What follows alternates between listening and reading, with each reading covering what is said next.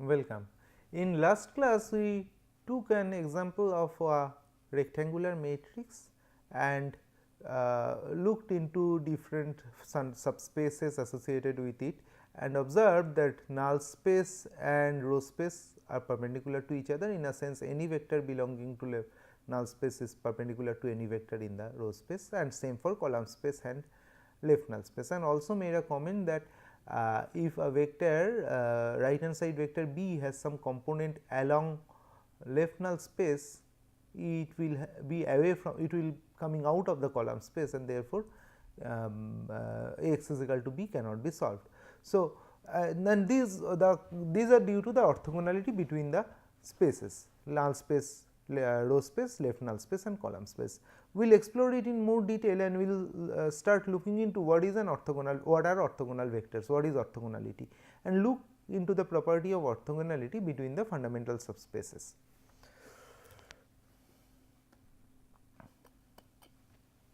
So, length, first idea which is little away from what we are doing right now on matrices and the properties of matrices, we will look into the definition of length of a vector, and this is given, the length of a vector is usually measured by the term norm. Measure of the magnitude of a vector is norm. If we have a vector a1, a2, an, which is the vector belongs to Rn, LP norm of the vector or pth norm of the vector is defined as LP is equal to absolute magnitude of each of the component raised to the power p, and then sum all the components and 1 by pth root of that. So, for different values of p, different norms are defined. For taxicab norm is defined if p is equal to 1, which is L1, which is basically magnitude of each of the components of A and summation of that. L2 norm is defined for p is equal to 2, which is L2 is root over of A1 square plus A2 square up to An square, and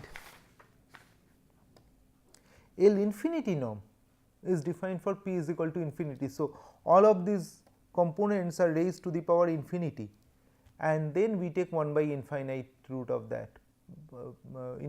So, only the largest component stays there, because 1 by infinity, all the components raised to the power infinity, the largest component becomes very large, and then it only this stays when I take 1 by infinite root of that. So, it becomes the maximum of magnitude of all the components of the matrix. This definition of these norms are important, and later we will see when we will look into iterative solvers and try to find out their convergence, we will use the norms for finding out convergence. The L2 norm is important, because if I think of a 2D or 3D vector, it is a length of the vector, and it is also called, it is a measure of length, it is also called Euclidean norm.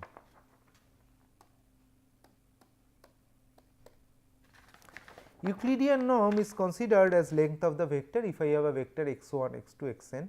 Euclidean, so 2D, 3D it is visible, x1 root over x1 square plus x2 square, or root over x1 square plus x2 square plus x3 square gives me the length of the diagonal. These can be visualized, but in higher dimensional vector this is found out in same way, and they are considered as the length of the vector.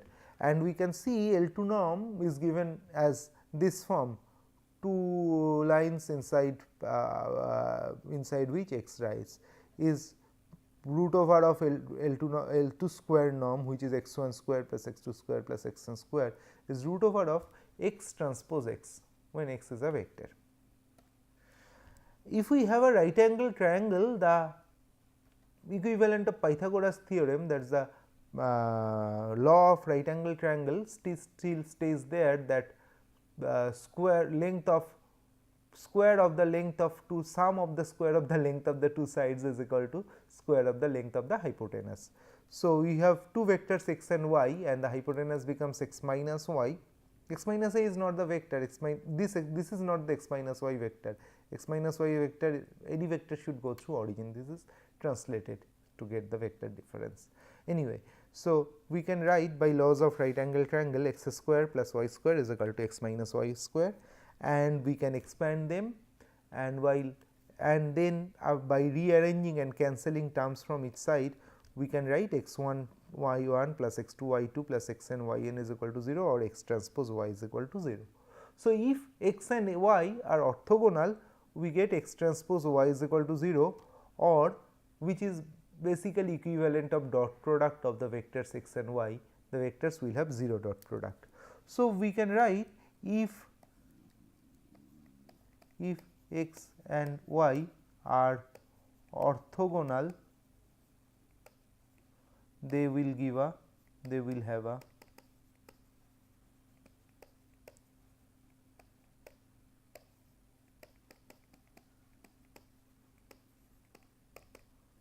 x transpose y is equal to 0 or y transpose x is equal to 0, when x and y, they must be vector in the same dimensional vector space belongs to R n.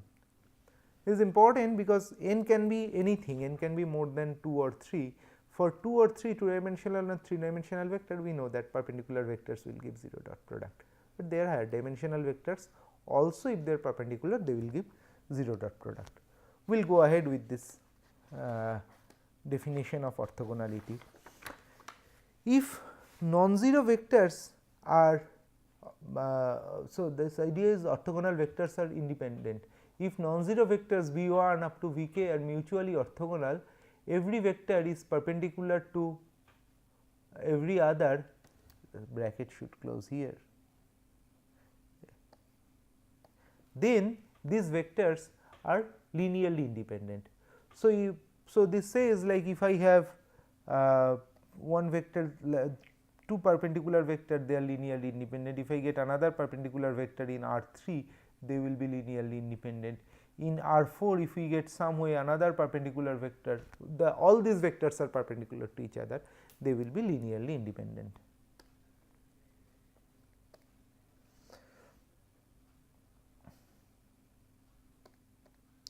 So, the proof is that consider the orthogonal vectors, these vectors are mutually orthogonal. So, each vector dot product with any other of the vector is 0.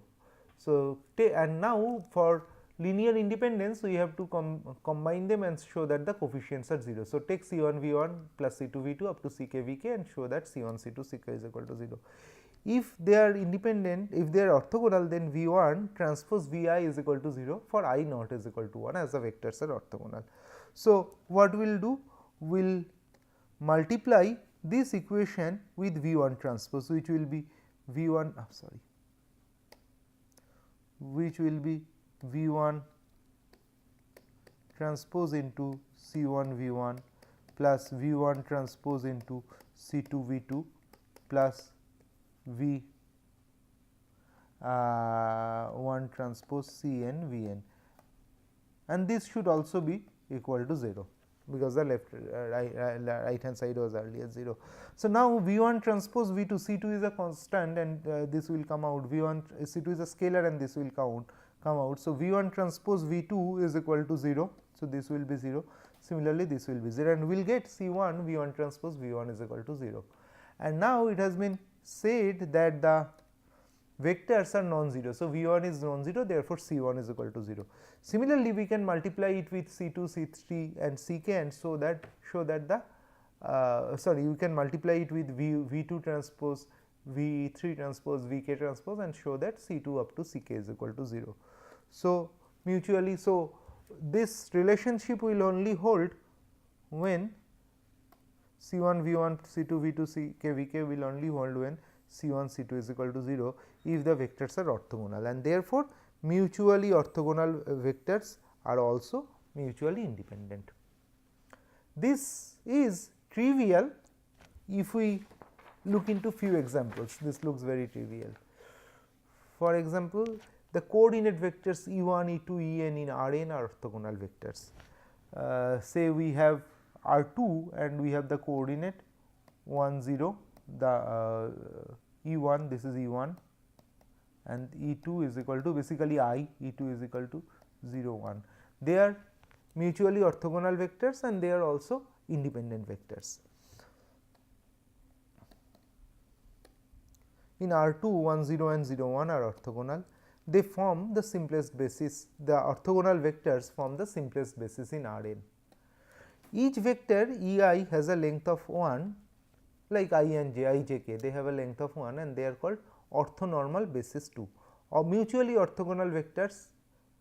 If it is Rn, n mutually orthogonal vector will give us n mutually independent vectors, which will be a basis, and if these vectors have a magnitude of 1, then we call this as a orthonormal basis. Normal is associated with dimension magnitude 1 in this case, the term. So, an orthogonal basis rotated by an angle theta gives another set of orthogonal bases. So, 1 0 0 1, and if we rotate them by theta, like this is 1 0 0 1, and if we rotate them by angle theta, this they will be, so the entire basis will be rotated by angle theta, and they will be cos theta sin theta and minus sin theta cos theta. So, they will be again a orthogonal basis. So, one orthonormal basis rotate orthogonal basis, one orthogonal basis or orthonormal basis rotated by another a certain angle will remain a orthogonal basis.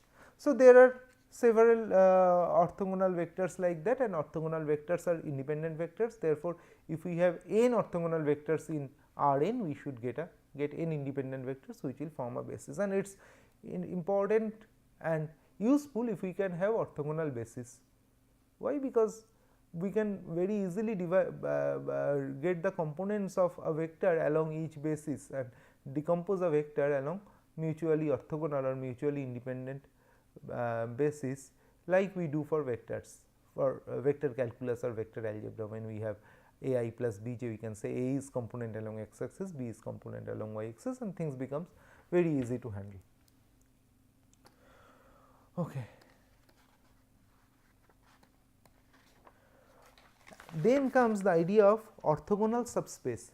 Two subspaces V and W of same space Rn are orthogonal if every vector in V, every vector small v in V is orthogonal to every vector W small w in W, or V transpose W is equal to 0 for all V and W. So, any vector in one particular vector space is one subspace is orthogonal to a vector in another subspace. So, if we consider any vector along like the if we consider this vector and this plane and this line, any vector along this plane is orthogonal to any vector along this line, and now we will tell that they are orthogonal subspaces. This space is orthogonal to this subspace. So, one subspace is orthogonal to another subspace. Any vector in one subspace is perpendicular or orthogonal to any vector belong to the other subspace, and they are called orthogonal subspaces.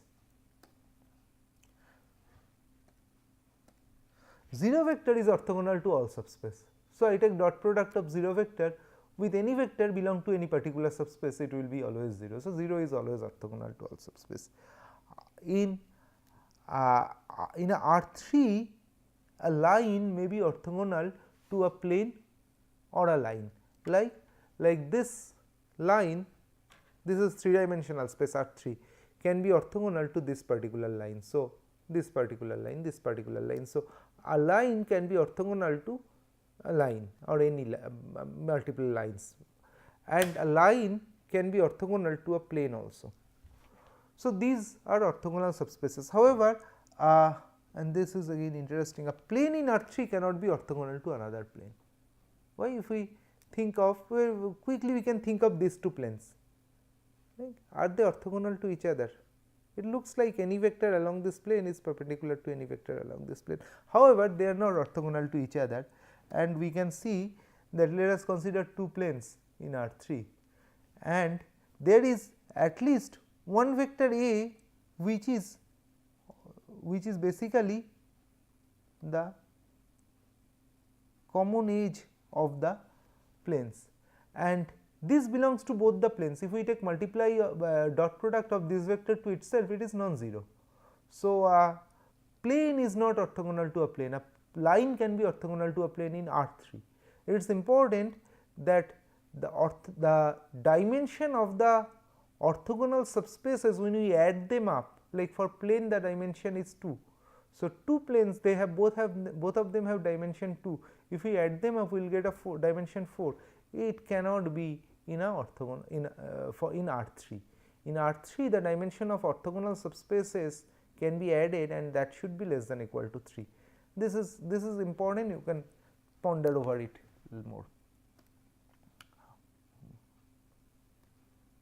Okay.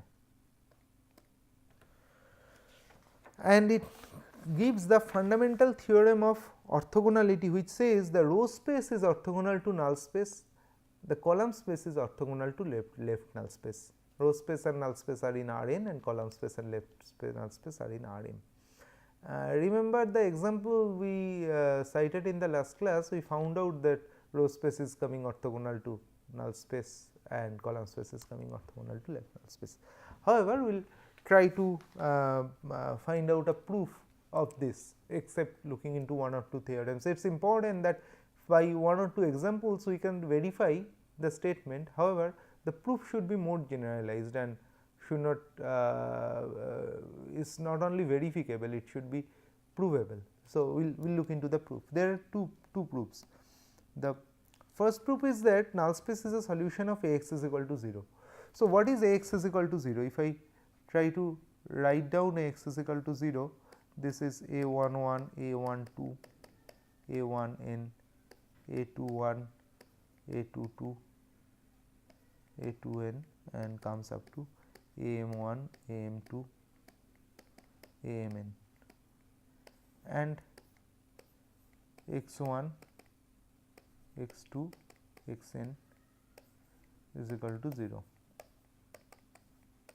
So, I can see A11 x1 plus A12 x2 plus A1n xn is equal to 0, which is basically dot product of AR, first row of A. What is it? This is A1, A11, A12, A1n dot x dot and transpose of this with x1, x2, xn,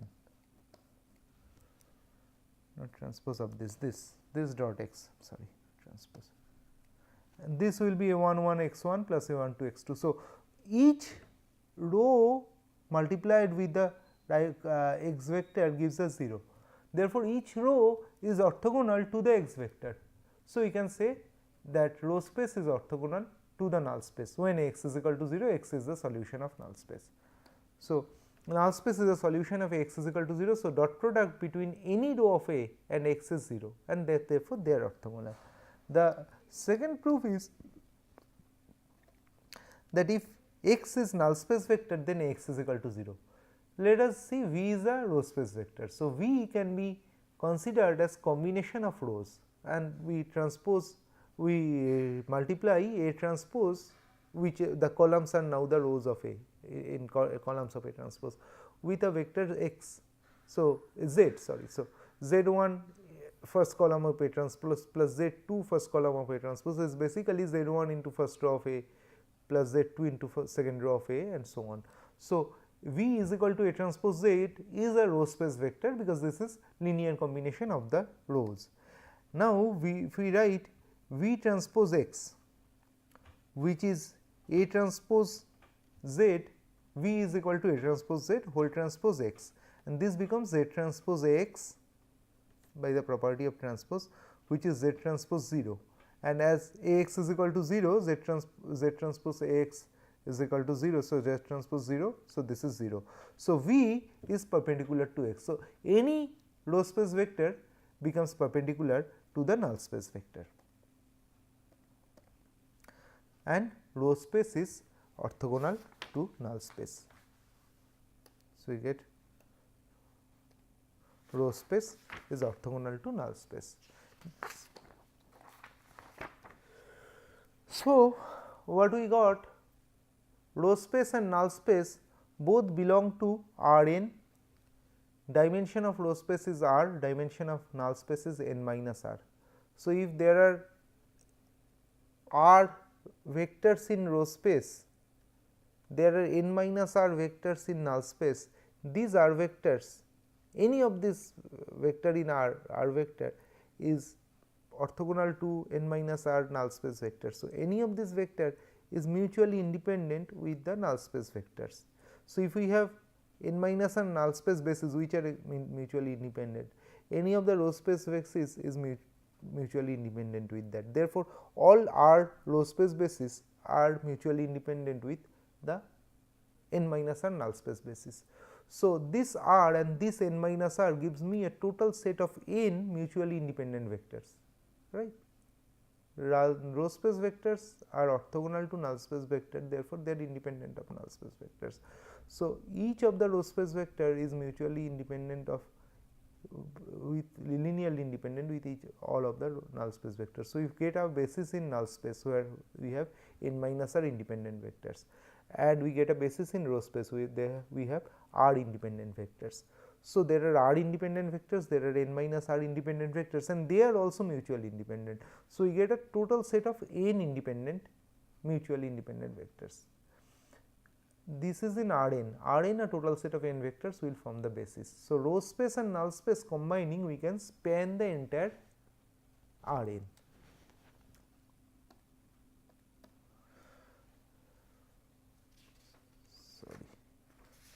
So, yeah, the row space is orthogonal to null space in Rn. So, any vector in null space is orthogonal to any vector in row space.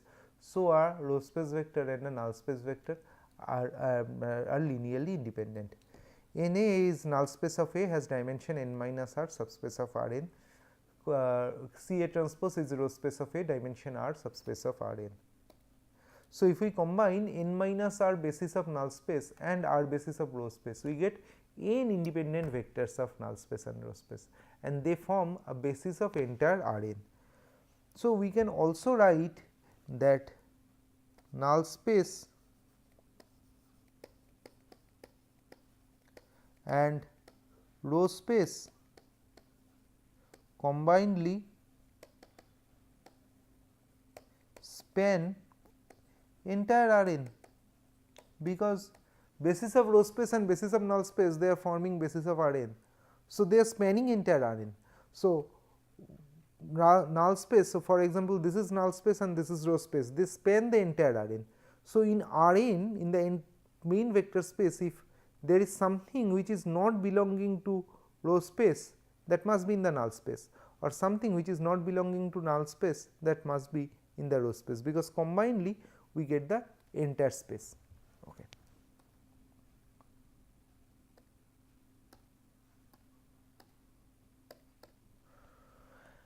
Null space and row space when combined spans the entire Rn. So, every vector orthogonal to row space is contained in null space. Every vector which is not in row space is a member of null space, and given a subspace V of Rn, the space of all vectors orthogonal to V is called the orthogonal complement of V, and divided by V perpendicular, sign or perpendicular. Therefore, null space becomes an orthogonal complement of row space. Whatever is orthogonal to row space, whatever does not lie in row space, must be in null space, and we can write null space is orthogonal complement of row space, and similarly we can show left null space is orthogonal complement of column space.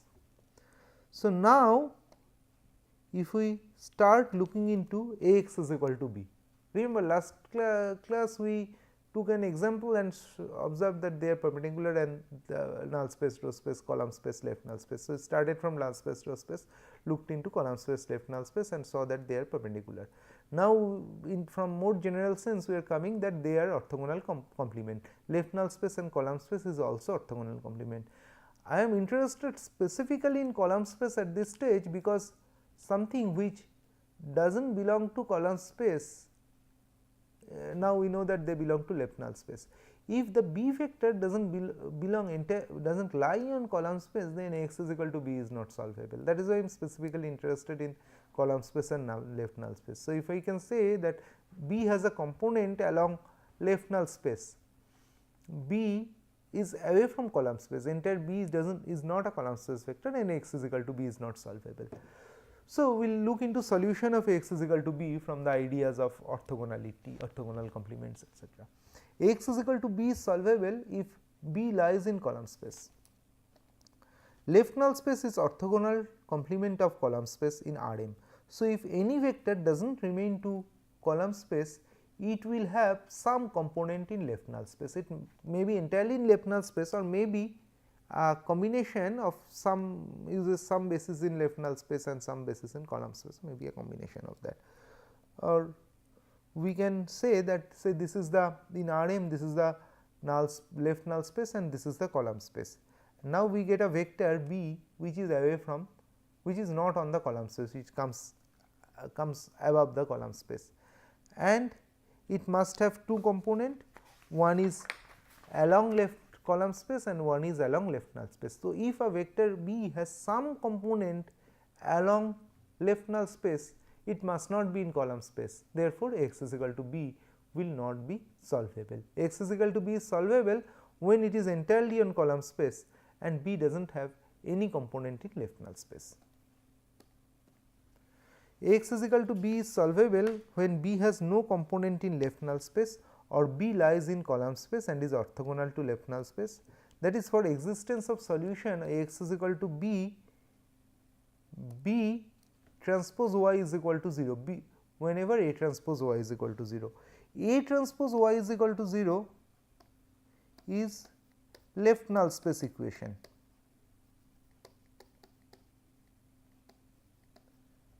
And this implies that y belongs to left null space.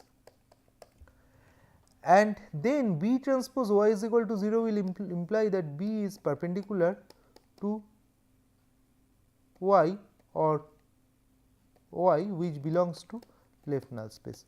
So, if B is orthogonal to left null space, or B transpose y is equal to 0 when A transpose y is equal to 0, then B is orthogonal to left null space, means B lies in column space and x is equal to B will be solvable.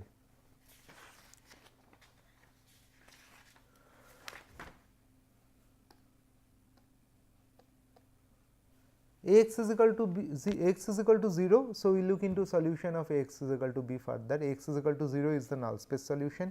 Each row vector has a dot product with null space vector x to get a product 0 as they are orthogonal. Solution of particular equation x p is equal to B imply that x p is not orthogonal to the row space, or x p does not lie in null space. If x is equal to 0, then x has a 0 dot product with A and x is a null space vector. Remember, for particular equation we first found out particular solution, we first found out the null space equation and then did not consider the null space equation, only solved for particular solution when x p is equal to B in case we have multiple solutions. So, this equation x p is equal to B says that x p and A are not orthogonal, they have a non-zero dot product. So, x p does not lie in null space. As null space and row space are orthogonal complements, if it does not lie in null space, it must lie in row space. So, the solution x p of x p is equal to B belong to row space. Therefore, the solution vector always lie in the row space, solution vector of a non-homogeneous equation x p is equal to B, x p must lie in the row space. Whatever does not lie in null space in R n must lie in the row space. Therefore, if when I am solving x is equal to B, the x I am finding, that is a row space vector that lies in the row space. In case of unique solution, null space is 0 vector. So, everything will lie in row space. So, any solution of x is equal to B if non-zero, if 0 means it is both, 0 is also a part of null space, but for non-homogeneous equation x is equal to B must give a non-zero solution, and if in case non-zero, it must lie in the row space. Therefore, if we consider the equation x is equal to B, x x is a row space vector, right, and B is a column space vector. So, if I multiply a row space vector by the matrix A, it will transform it to the column space vector, the product is column space vector, and we can say every matrix A transforms its row space to a column space vector.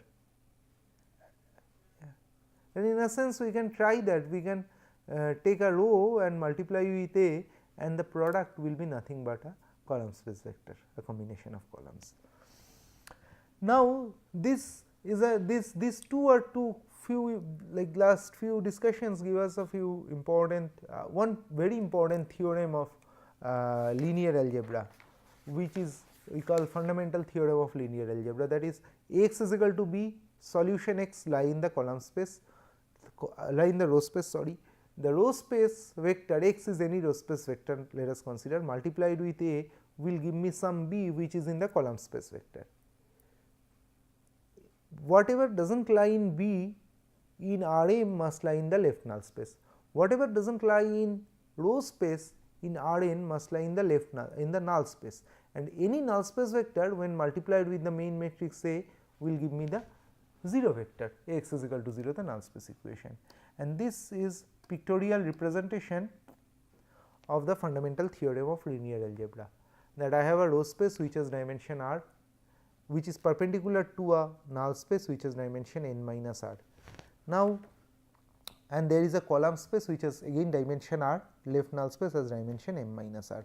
Now, I take any vector in, so the left hand side is Rn and the right hand side is Rm. Now, I take any vector in Rn which is an x vector.